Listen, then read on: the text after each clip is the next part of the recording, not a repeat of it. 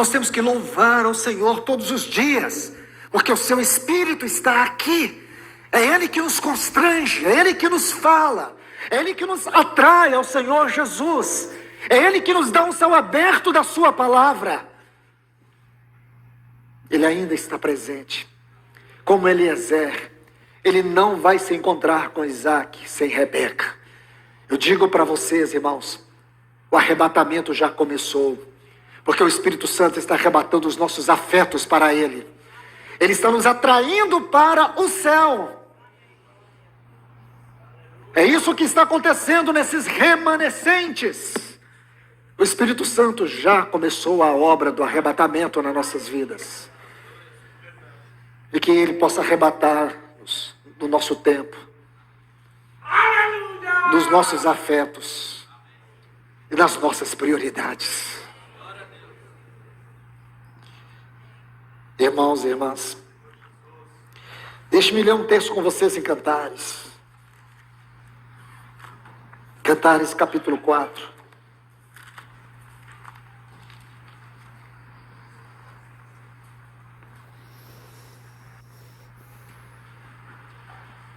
Versículo 9 diz: arrebataste-me o coração, irmã minha, noiva minha, arrebataste-me o coração com um dos teus olhares. Irmãos, que texto é esse? Que nós possamos ser essa noiva que possa arrebatar o nosso Senhor do seu trono, para que Ele venha logo ao nosso encontro.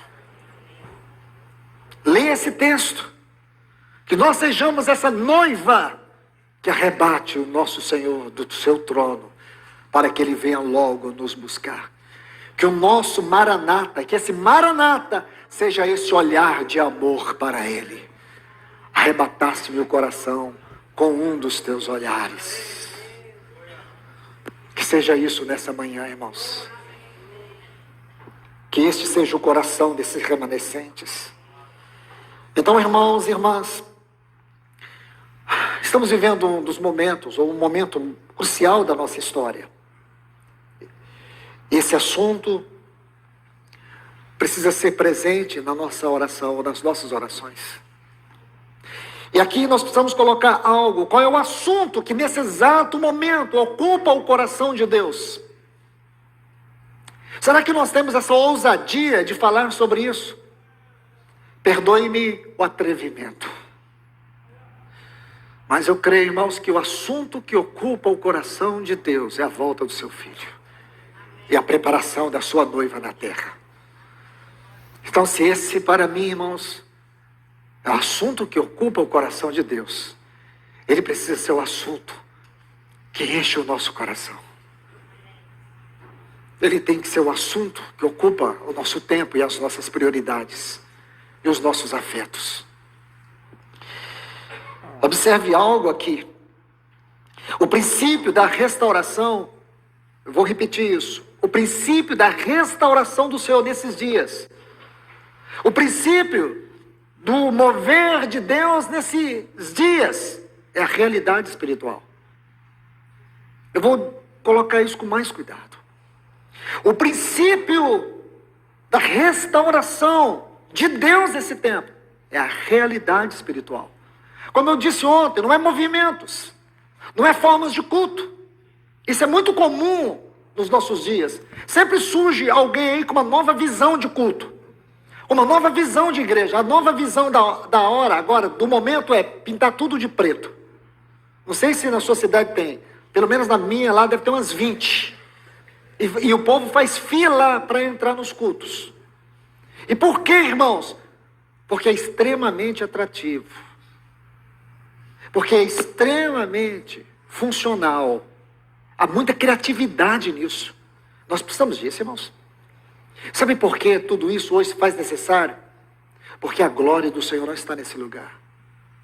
Porque quando você está em um lugar onde Cristo tem toda a sua exclusividade e centralidade, você não olha para a cor das paredes, ou se isso aqui é azul, ou se é roxo. Ou se tem um piano só, ou se tem uma orquestra. Se o som funciona ou não funciona. Se tem Cristo, é tudo o que nós precisamos. A centralidade, a exclusividade é Cristo, não é o homem. Nós não precisamos de bajuladores, nós não precisamos de homens, estrelas. Nós precisamos que Cristo, na sua palavra, brilhe em cada coração, à medida que ela é exposta com vida e graça e unção. Não é a igreja que transforma, não é o culto que transforma. O máximo que a igreja e o culto pode fazer quando Cristo não tem exclusividade e centralidade é deformar. Cristo transforma, Cristo cura, Cristo salva, Cristo liberta. Nele nós temos tudo que a nossa alma precisa. Então, o que buscamos hoje? Buscamos realidade espiritual. A restauração é o resgate da realidade espiritual. É isso que nós precisamos.